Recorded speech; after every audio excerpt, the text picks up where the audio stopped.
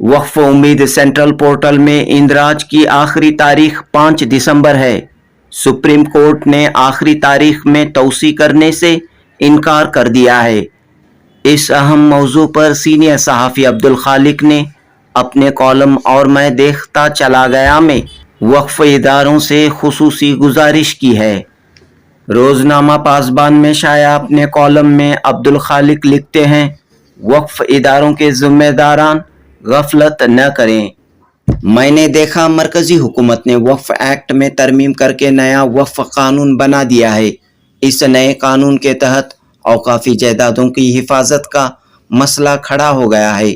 अगर मसाजिद, मदारिस, दरगाहों, कब्रस्तानों, ईदगाहों वगैरह इदारों के डॉक्यूमेंट्स नहीं हैं या सही नहीं हैं तो हुकूमत इन इदारों को सरकारी जगह करार दे सकती है।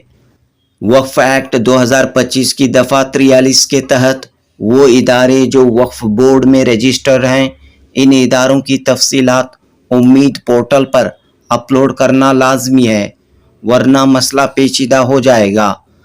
तफसीलात अपलोड करने की आखिरी तारीख 5 दिसंबर है। अब सिर्फ 3-4 दिन बाकी रह गए हैं। मैंने देखा इस मसले में all India Muslim personal law board ने वक्फ इदारों के ज़िम्मेदारों से अपील की है कि मुकर्ररा वक्त से पहले तफसीलात पोर्टल पर अपलोड करें। कर्नाटक स्टेट वक्फ बोर्ड की तरफ से भी इसकी अपील की गई है।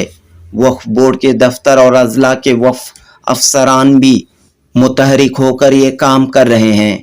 उम्मीद पोर्टल पर तफसीलात दर्ज करना मुश्किल काम है।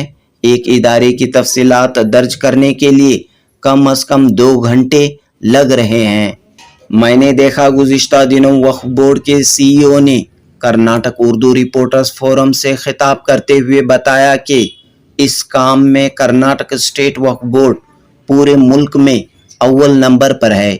इन्होंने बताया कि जो इदारे वक्त मुकर्ररा पर तफसीलात अपलोड नहीं करते, एक्ट के तहत इनको वक्फ ट्रिब्यूनल से रुजू होना पड़ेगा, जहां पर जुर्माना डाला जा सकता है। और जो इदारों के ज़िम्मेदारान जानबूझकर तफसीलात दर्ज नहीं कराते, इनको 6 माह की जेल भी हो सकती है। मैंने देखा रियासत के मुख्तलिफ अजला में ये काम अंजाम दिया जा रहा है, लेकिन इसके बावजूद हमारे कई वक्फ इदारों के ज़िम्मेदार हजरात इससे वाकिफ़ नहीं हैं। खुसूसन आज भी देहातों में कब्रस्तानों और ईदगाहों को वक्फ बोर्ड में रजिस्टर नहीं किया गया है।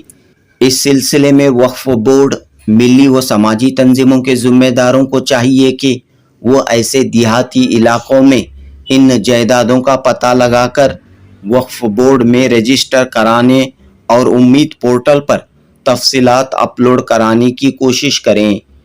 बशुक्रिया रोज़नामा पासबान सीनियर सहाफ़ी अब्दुल खालिक, जनूबी हिंद न्यूज़ रिपोर्ट।